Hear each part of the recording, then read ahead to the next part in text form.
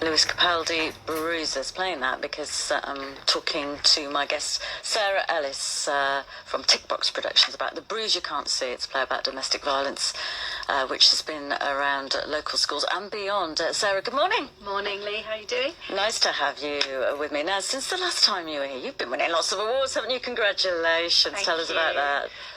Yeah, we've just won Community Champion, or I've just won Community Champion at the Best Business Women's Awards, which was really fabulous. Fantastic.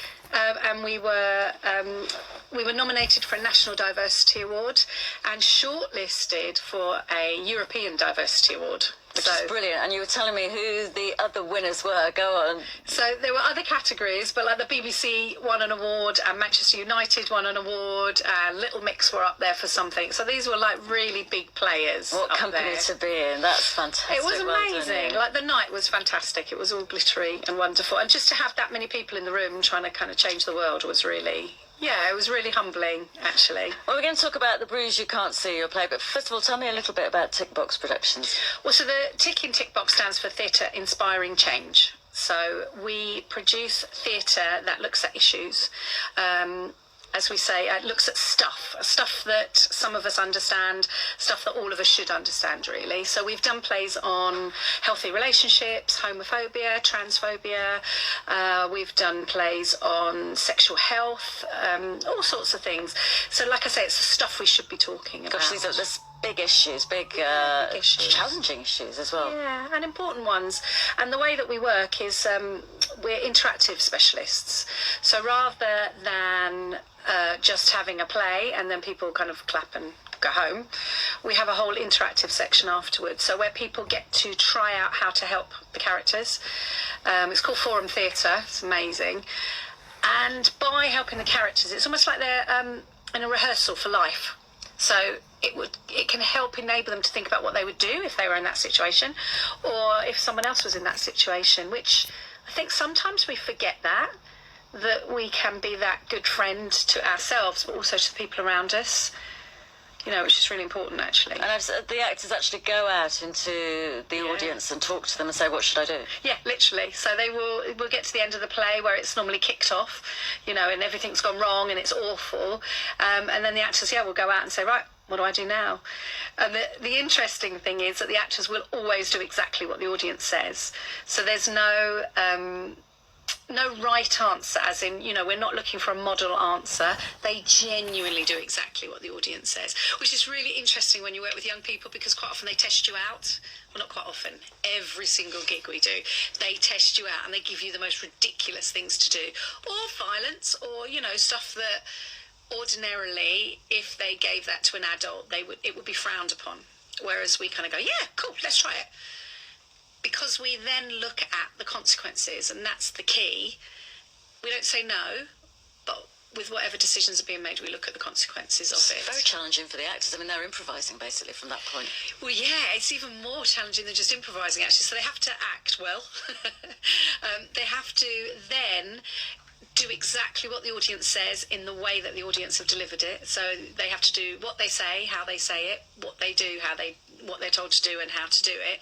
They then have to bring that back. They then go back out to the audience any number of times as that advice is adjusted. And then at other times they have to completely improvise because there's another character that we're focusing on. So, for example, if somebody was being homophobically bullied and the suggestion was that they go home and talk to somebody at home, then one of the actors would have to come in as a parent or a carer and then completely improvise it. So, yeah, they're amazing. They are amazing actors. I've seen your actors in action. They are amazing. So tell us about the Bruise You Can't See. What's that about? So when we talk about domestic abuse, I believe that lots of people jump immediately to domestic violence and we think about hitting, kicking, etc. And we hear horrendous horror stories, about the reality of domestic violence. But, people don't really get punched or slapped out of the blue. The reality is there is a road that leads to that. And what's really encouraging is that that conversation has been happening over the last couple of years, and the government is actually recognising that as well. So coercive control, emotional abuse, psychological abuse, sexual abuse and financial abuse, they are all things that can ruin somebody's life. They are also the things that happen most of the time before you get to physical abuse. And one of the issues about just focusing on physical abuse is that there's all of this stuff happening to so many people, and not only are they feeling ashamed or they're scared or they're worried about dealing with it, they don't feel that backup either, because, well, he hasn't hit me or she hasn't punched me, or, you know, so I'm not entirely sure what it is. That, doubled with the whittling down of somebody's self-esteem, means that there are so many people who are silent about their experience.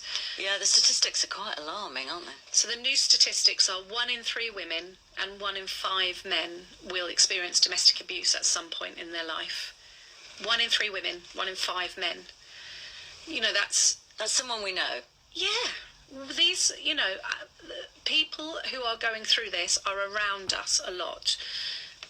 And people who are perpetrating this are around us. You know, so one of the sections in the play that we have already written, which is in schools at the moment, looks at the perpetrator talking to the friend, where the friend actually could be calling them out on stuff. You know, I've texted her 8 times. You know, she's not answering me. At what point, you know, so the audience will get involved with the friend and say, well, actually, mate, you know, you've only been here an hour. Texting your girlfriend who is out with her mates 8 times in an hour, what is that? Like, how healthy is that? Is that something we want? Is that something that we need? You saw her 10 minutes before she went to her friends. So, you know, it's raising all of these questions. You know, at what point is somebody really in love with you and wants to talk to you all the time? Or at what point is somebody actually taking over your experience when you're somewhere else?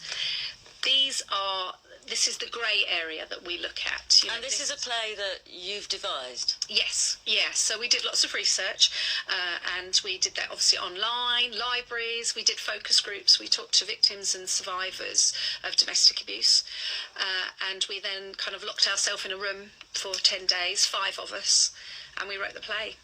And I've seen the play. It is fantastic, because it is about subtlety. Yes. And without giving too much away, you don't resolve it, which is quite a surprise, really. But as you say, life often doesn't resolve itself.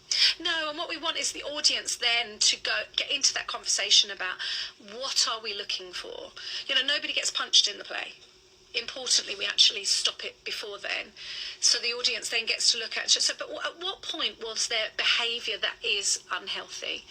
And it's an in-depth conversation. You know, it's not if someone does this, dump them. Because what we feel is that if we have that conversation where we say, well, if someone does this, dump them, then what happens is people go, oh, well, I'm not sure what to do with that, and they stay with that partner. So, for instance, we talk about jealousy. You know, there's no point saying if your partner is really jealous, dump them. Actually, we have a conversation about the fact that, yeah, jealousy is really normal. It's something that we all experience. It's something that most of us know. However, whoever owns the jealousy is the key to an unhealthy or a healthy relationship. So if I'm really jealous in a situation with my husband, you know, if I'm making it to be his fault and his problem, then that's not healthy. You know, actually it's my stuff and I need to kind of look at that, but also talk to him about it, you know, and say, oh my God, I felt really jealous then. So it is about the nuances as well. And that is our aim, is to enable people to be able to think about behaviour when it happens. Because all of this work is based on behaviour. You know, domestic abuse isn't an illness that comes from nowhere and takes you over. You know, it isn't something that an alien lands on your head and suddenly this is happening. This is all behaviour that people can change or be in control of, basically. And how have the students reacted to this? Because you've performed in schools, haven't you? Yeah, really, really well, and really honestly, which is which has been phenomenal. You know, we have had lots of deep conversations with people kind of going, yeah, but what about this? And, well, no, what about this? And, you know, and talking to our young lads about this idea that they have to be in control, that actually talking about their emotions isn't a very good thing, you know. And we even have conversations about who pays on the first date. You know, this idea that we expect men always to pay on the first date. We're already setting up this idea that they're in control, aren't we? And then, yeah, it's all of those. So these issues are really live for young people, this issue of abuse? Well, you know, the biggest rise in instances is in young people between the age of 16 and 24. So I think another thing that I feel really strongly about is I do think that there are stereotypes attached to domestic abuse. And I do think it is that bald white man who goes to the pub and watches football and comes home and kicks his wife. You know, they're married, they live together, they have children, etc. And the scary, awful thing is that domestic abuse has no prejudice. It literally goes everywhere. You know, it goes to every colour, race, sexuality, gender. You know, it is inherent around us constantly. So getting rid of those stereotypes is really important. And actually us realising that our young people are in relationships which are unhealthy and which have, you know, where there is coercive behaviour. If we can work with every young person in the country and talk about this stuff, potentially that's our future statistics changed. And what we want to do is be working with as many adults as possible because, yeah, we can change those statistics. There's another awful statistic, which is a bit of a trigger, but I am going to say it. You know, 2 women in this country are murdered by a partner or ex-partner every week. Every week? Every week in this country. That's not a worldwide statistic. 2 every week. So it's Friday. We've already lost 1 woman. By Sunday, that's 2. That is horrific, and I don't think people necessarily know that. And this is a very personal issue for you. I know that you're happy to talk about this. We talked about it up there. Yeah, absolutely. I was in an abusive relationship at the age of 17. So I was that teenager who we wrote our initial play for. I think I feel that if somebody had come into my school with this play, I would have seen those early warning signs. Because the reality is I felt that first attack came out of nowhere. I was really shocked. Actually, looking back, it didn't come out of nowhere. It was shocking. We should always be shocked. But it didn't come out of nowhere. The behaviour that was happening before, now when I look back at it, is just, I can't even believe that was me. But we must continue to remember that was. And actually, it isn't, you know, when you're in a relationship and you love somebody and you want to see the best side of them and they are genuinely sorry after something happens, and quite often perpetrators are genuinely sorry, it's not easy just to say, well, you know, you messed up, I'm leaving. It isn't easy, and I feel that if we can be kinder and understand that and educate ourselves to understand that, I think we can also make change through that, because it is hard to understand, but it's a reality. My self-esteem was on the floor. You know, there was a whole deserving thing. And of course, I didn't deserve it. It was horrendous. And I'm 51 now, and I haven't, I mean, you came to the launch. I spoke about it publicly for the first time, whenever it was, a month ago. So from 17 to 51, I didn't speak to people because I thought that they would think about me differently, that they could potentially treat me differently. And I'm running around my life being this big, strong woman, you know, which I am, but I felt ashamed. Isn't that horrendous, that the behaviour of somebody else made me feel so ashamed I kept silent about it? So that's our big slogan on this, you know, break the silence. That's what we want to do. Get people talking and create a play for our adults as well, to have that conversation. We might not do it as an interactive kind of coming out with the actors, etc., but we want to write a play that reflects older people, to get people talking, to get people thinking, and to look at both sides. It isn't just women, it is men. It's not just straight people, you know, and just get that conversation going, really. And you set up a crowdfunder campaign to Yes. roll this out, because so far it's been in schools and at special events, but you want this to be rolled out further. Yeah, absolutely. So the schools have been for young people. We've developed it a bit, and we were at a domestic abuse conference yesterday. Day 4, at this amazing event where there were over 200 service providers who work in domestic abuse. It was the most powerful, amazing situation to see all those people in the same room working towards the same goal.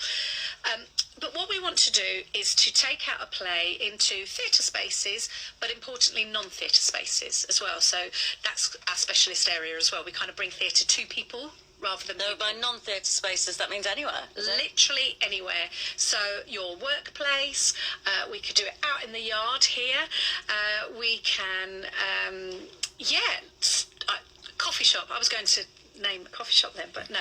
A coffee shop, literally anywhere. And that's, you know, there's not a big set, there's no lighting, it's all very natural, as you've seen. And that's important because we want to get a really diverse audience range. We don't want to be just going to the people who go to the theatre. We also would like to go to, you know, target specific groups, go into refugees. We've worked in refugees before. But also go to men's groups, to women's groups, to, you know, into the LGBTQ community. And finally, we want to get into prison, which is a bizarre statement, I'm aware. We want to take this work into prisons. There's a very high percentage of female inmates who have been victims or survivors of domestic abuse. But we've also had a conversation with somebody about taking it into people who are in prison because they have perpetrated domestic abuse. Gosh, interesting. So you've set up this crowdfunder campaign, crowdfunder.co.uk / The Bruise You Can't See, all one word, and to try and raise money to do this. Yeah, so we will, with the money that is raised, sit together, again, the 5 of us who wrote the other play, and write a new play. We've also got an extension on it, because what we'd like to do is to film a short piece that will then go out on the internet, go out on social media, just looking at, again, those early warning signs. You know, I think that people know very well if you get punched, if you get slapped. We live in a society where we know that that's wrong. We've got to make sure that people know that this earlier on behaviour is wrong.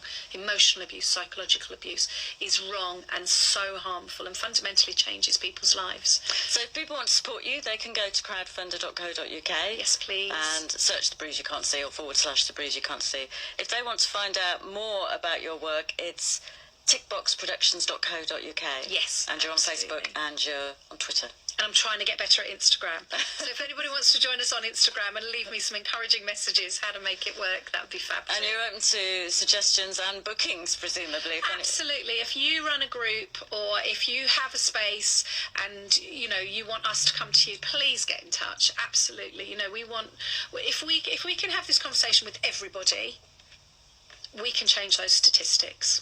Thank you, Sarah. I can see why you've won all these awards. You are incredibly inspiring, and your company is too. Thank you. It's tickboxproductions.co.uk, tickbox without a K on the end, and crowdfunder.co.uk as well. Good luck with it. How much do you need to raise?